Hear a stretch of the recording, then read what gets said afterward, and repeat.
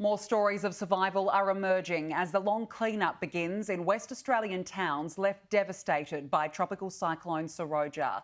Mobile service has returned to the worst-hit town of Kalbarri, but power will take days to restore. Locals say it'll be months before the region returns to some kind of normal. It's a big job for a little town.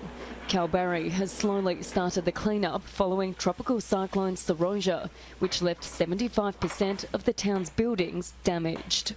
John Perry's holiday house of 18 months couldn't stand up to the 171 km/h winds. And they just folded back the roof, and there was a domino effect, just kept on going back to the ridge of the roof.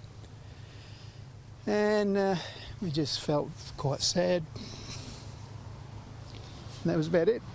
The freshly painted roof unable to be fixed. The only option for John is to wait on a tub to keep the interior dry. I phoned the SES and got in the queue, got a number, and I said, well, we need tarpaulins, a couple, to cover the roof, because we don't want to be too wet inside. Emergency services are targeting high-priority homes, particularly those housing the vulnerable, as they face a backlog of 350 requests for assistance.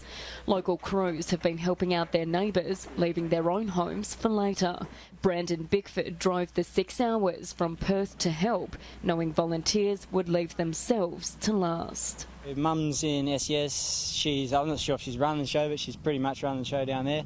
And then Leanne, who owns this house, she's helping out the fireys at the moment, so they're all working for everyone else and they need some assistance themselves. Mobile phone service has only just turned back on here in Kalbarri, but it's limited. Power, on the other hand, will take at least a couple of days to be restored. Holidaymakers who stayed and braved the brunt of the storm will be the last in this town for some time. It's really depressing, actually. It's really upsetting, and just knowing there's nothing we can do. I mean, we're packing up to head home, so we're really lucky. But, you know, just seeing other people with tents and, you know, where do you start? Many are lucky to leave with their lives as the scale of the carnage is revealed. So we felt safe, but in hindsight, looking at the destruction this has caused, we probably weren't that safe.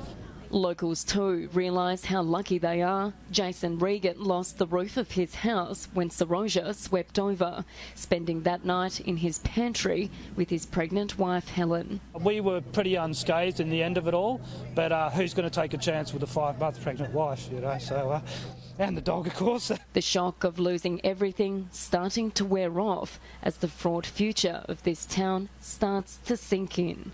Emily Evans, Sky News, Kalbarri.